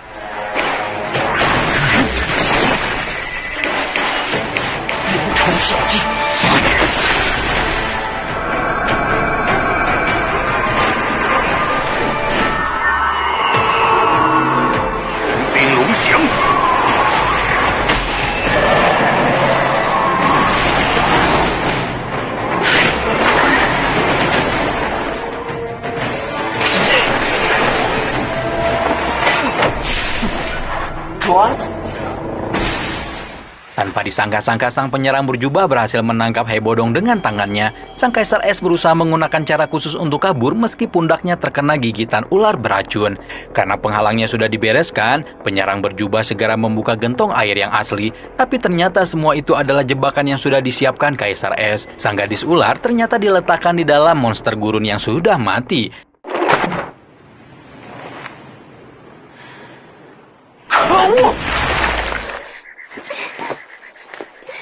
Kita berpindah menuju lokasi tujuan Hai Bodong dan gadis ular, sebuah markas dari organisasi tak dikenal yang dipenuhi orang-orang barbar. Mereka saling mabuk, membawa wanita masing-masing dan bertarung satu sama lain. Tapi ketika Hai Bodong masuk ke ruangan tersebut, seketika mereka semua menaruh hormat kepadanya. Sang gadis ular berjalan mengikuti Hai Bodong dari belakang. Tatapan mengerikan dari orang-orang di sekitarnya telah membangunkan sebagian ingatannya yang hilang. Hai Bodong membawa sang gadis ular sebagai bagian dari misinya. Dia adalah bagian dari kelompok tentara bayaran yang dipimpin oleh seorang pria gempal. Gadis ular mengira kalau Hai Bodong akan menyelamatkannya, tapi pria itu hanya menjalankan tugas. Namun secara mengejutkan ternyata... 那我怎么办？ 交易完成，既然雇主已死，就拿你的纳戒来抵扣吧。 Hai Bodong tidak mau bertanggung jawab atas kehidupan siapapun, tapi gadis ular itu tidak memiliki ingatan dan takut apabila ditinggal sendirian. Tiba-tiba seisi bangunan bergetar dengan sangat hebat. Tekanan yang luar biasa mendadak muncul dan menarik semua orang ke tanah. Dari balik pintu bangunan, sekelompok prajurit manusia ular muncul secara bersamaan. Mereka membuka jalan untuk pemimpin mereka yang paling dihormati.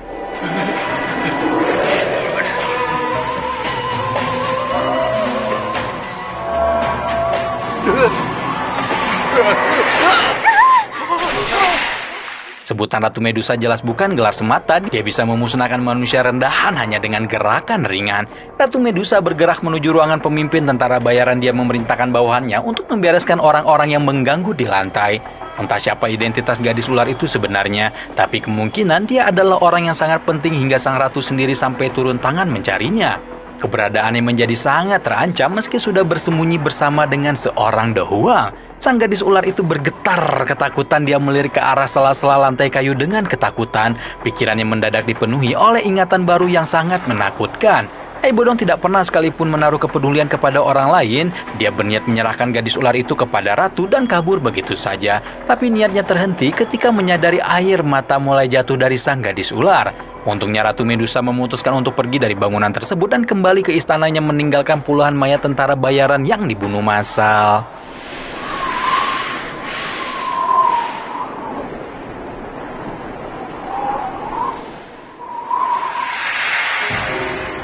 Beberapa tahun lalu di Istana Manusia Ular terjadi perdebatan yang melibatkan Ratu Medusa dengan para cenayangnya. Tampaknya ada sosok penting yang baru saja meninggalkan istana kala itu, membuat sang Ratu Medusa menjadi gelisah karenanya. Kita berpindah lagi menuju Hai Bodong dan sang gadis ular. Tanpa ingatan dan kemampuan untuk bertahan hidup, satu-satunya yang bisa diharapkan oleh gadis itu hanya bergantung kepada Hai Bodong. Tapi pria itu terus saja menolaknya, terlebih lagi kondisinya saat itu sedang terluka akibat pertarungan melawan penyerang berjubah.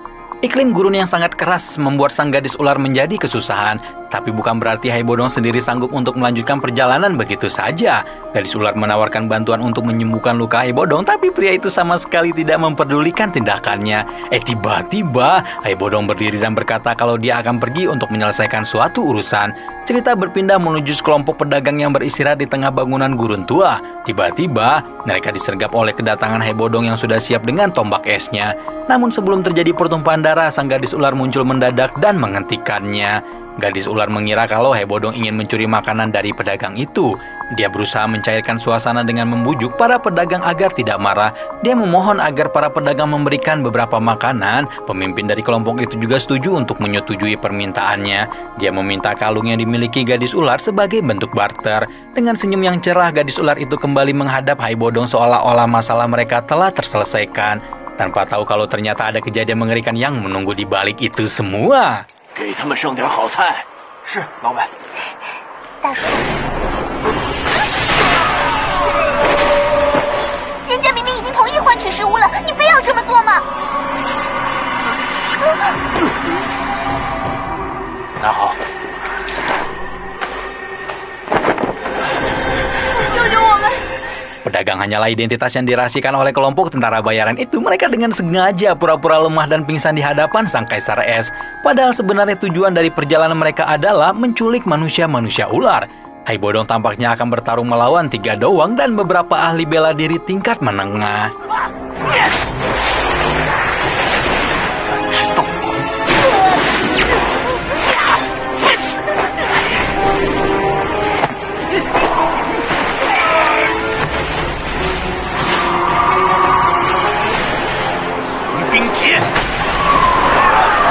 Hai Bodong benar-benar tidak membiarkan satupun mangsanya lepas. Setelah pertarungan berakhir, dia memerintahkan gadis ular untuk mencari penawar obat di antara barang bawaan pedagang palsu. Sementara itu puluhan tombak mata es yang tajam tiba-tiba melayang di sekitar mereka. Tampaknya ini membuat ingatan baru di kepala gadis ular mulai berputar lagi. Dia memohon kepada Hai Bodong untuk tidak membunuh manusia-manusia ular itu. Karena sudah terpaksa, dia tidak punya pilihan lain selain membanting Sang Kaisar Es. 他们会透露我们的行踪，全部清楚才是正确的规则。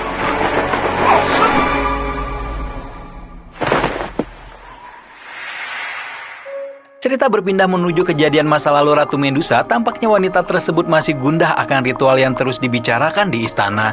Kita bergerak lagi menuju Hai Bodong dan gadis ular. Tepat ketika Kaisar Es itu terbangun, dia tiba-tiba mematikan api unggun di hadapannya.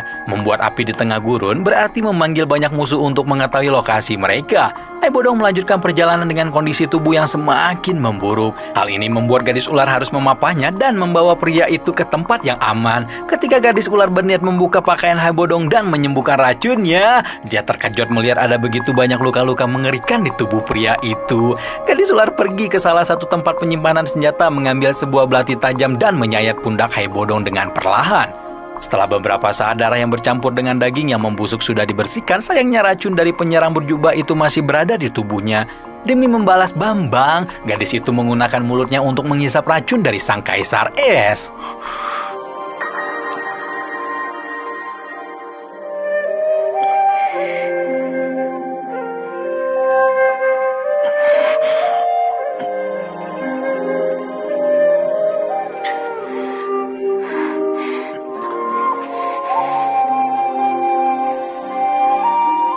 Keesokan harinya Hai Bodong bersama dengan gadis ular akan pergi menuju kota terdekat. Di sana pula dia akan benar-benar pergi meninggalkan gadis tanpa ingatan itu. Sebelum matahari pagi mulai menyinari gurun, gadis ular tidur lebih dulu di dalam tempat persembunyiannya. Tapi tidur yang dia alami bukanlah pengalaman menyenangkan. Berbagai ingatan-ingatan terus mengalir di dalam kepalanya. Di sana pula terlihat kalau sosok yang kabur dari istana manusia ular disebut sebagai pengkhianat. Ketika sang gadis ular terbangun dari mimpi buruknya, dia menemukan Hai Bodong yang terluka tengah bertarung melawan puluhan prajurit manusia ular.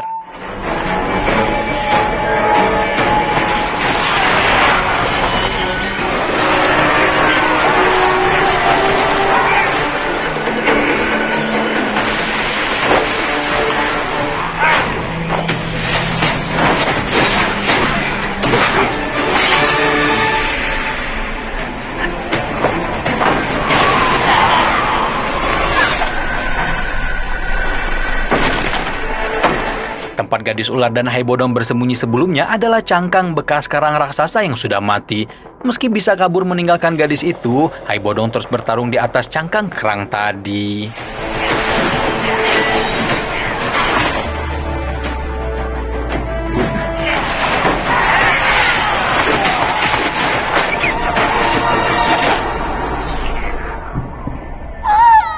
Beberapa anak panah terus melesat ke dalam tubuh Hai Bodong. Dia terpaksa menghindari serangan musuh sambil memeriksa keadaan gadis ular. Di dalam cangkang kerang dia melihat sosok penyerang berjubah mulai mendekat gadis tersebut.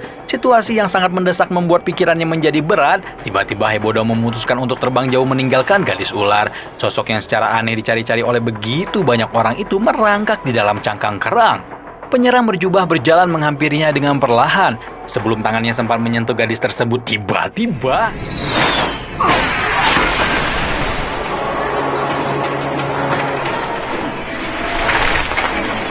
把猎物代替雇主是我的规则。 Sejarah sebutan Ratu Medusa hanyalah gelar bagi pemimpin ras manusia ular. Sosok yang mewarisi gelar tersebut akan memiliki bakat dan kemampuan luar biasa. Setiap generasi ratu akan lahir dari sebuah telur dan berkah sang pemimpin ras akan diberikan kepadanya.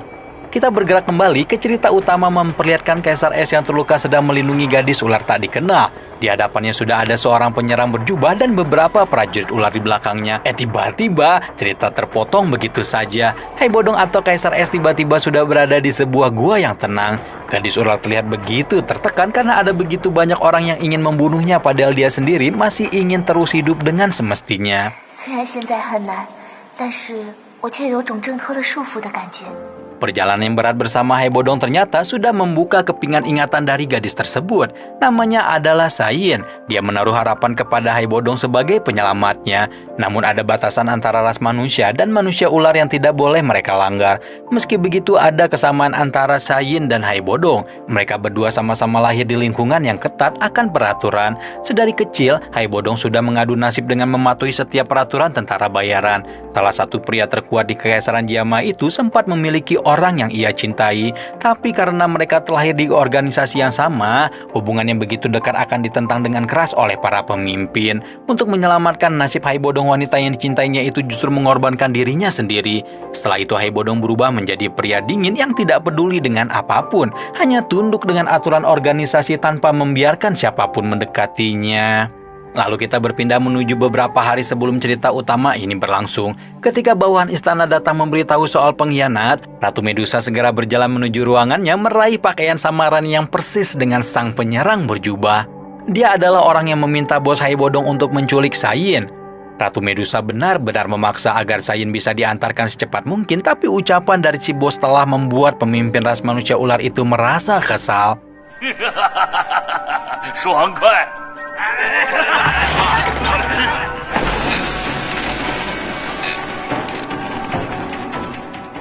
Seperti yang kita ketahui selanjutnya, pertarungan hebat pun mulai terjadi di antara kedua dohuang tersebut.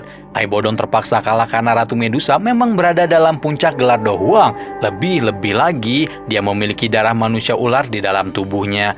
Dengan menggunakan identitas aslinya, Ratu Medusa bergerak menuju markas organisasi sekali lagi. Kemudian dia terus memerintahkan pencarian atas Sayin hingga pertarungan hari ini terjadi.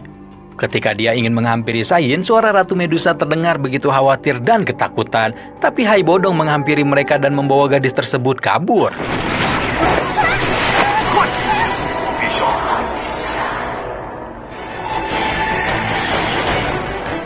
Setelah mengetahui identitas dari penyerang berjubah, kita bergerak kembali menuju cerita utama. Situasi dari Sayin bisa dikatakan sudah aman. Dia tinggal melanjutkan perjalanan menuju kota terdekat untuk menyelamatkan diri. Tapi gadis itu justru ingin terus bersama-sama dengan Hai Bodong. Sang Kaisar Es menolak ide tersebut. Dia tetap meminta Sayin untuk pergi dan memberikannya sebuah cincin pengenal. Sayin memberikan kalung miliknya kepada Hai Bodong. Dia meminta pria itu untuk berjanji agar saling menyelamatkan diri dan bertemu lagi di masa depan. Di saat yang bersamaan, prajurit ular telah menyegel semua jalur pelarian menuju kota terdekat. Di tempat mereka berdiri pula ribuan kristal salju mulai turun berhambur dari langit, mengantarkan tuan mereka yang merupakan penguasa es dari Kekaisaran Jama.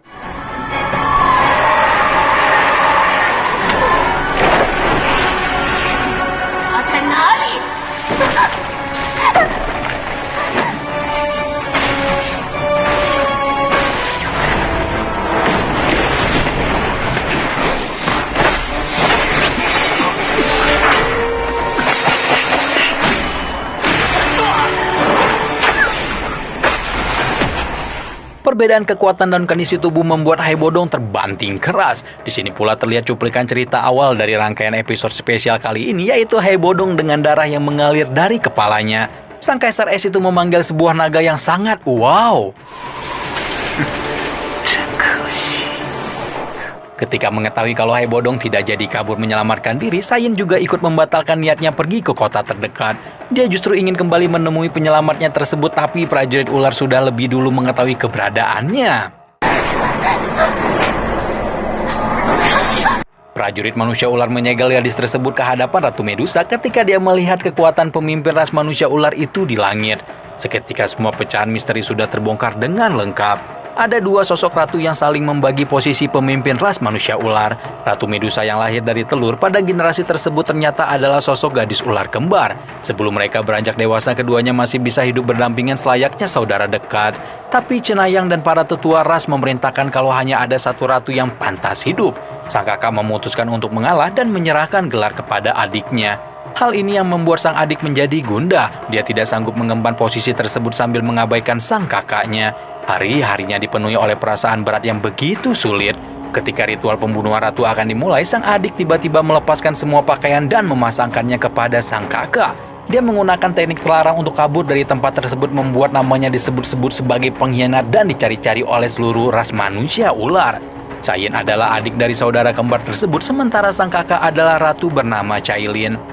Saat ini Cailin sedang bertarung melawan Hai Bodong untuk merebut kembali adik kesayangannya. Mereka berdua sama-sama ingin melindungi Sayin, tapi keduanya juga tidak memiliki kemampuan untuk melakukan hal tersebut sepenuhnya.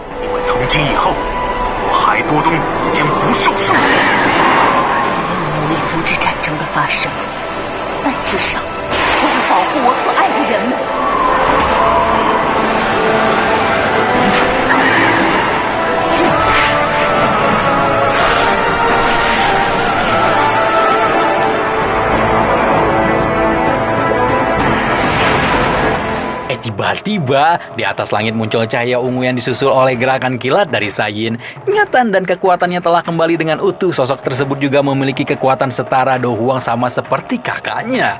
Hai Bodong memang berhasil menahan serangan naga esnya, tapi kekuatan besar dari Cailin tidak bisa dihentikan begitu saja. Serangan Ratu Medusa telah mengutuk dan menyegel kekuatan Hai Bodong ke level Doling. Sementara salah satu panah dari prajurit manusia ular telah menembus tubuh gadis tersebut. Cailin turun dari langit dengan mata yang dibasahi oleh air mata. Dia menghampiri adiknya yang sekarat dengan suara yang lemah. Pada akhirnya, nyawa dari Sayin tidak terselamatkan lagi. Cailin mengangkat mayat adiknya dengan hati-hati kembali ke istana. Ketika tetua ras memerintahkan untuk membunuh Hai Bodong, seketika emosi yang sudah ditahan Cailin selama ini terlepas. Dia tidak mau lagi ada orang yang merebut kebahagiaannya, tidak akan lagi ada saat dimana sosok yang berharga baginya akan direnggut. Dan keren abis kan? Ternyata ada kisah yang memilukan antara sang Ratu Medusa dan Hai Bodong. Kakek-kakek tua yang menyembunyikan diri di gurun Tagir ternyata adalah mantan 10 pria terkuat di Kekaisaran Jama. Kira-kira kalau kekuatannya berhasil dibalikin bakal sekuat apa ya? Terus juga Medusa. Di part selanjutnya Shoyan akan bertemu langsung dengan pemimpin ras manusia ular ini. Waduh, makin gak sabar ya.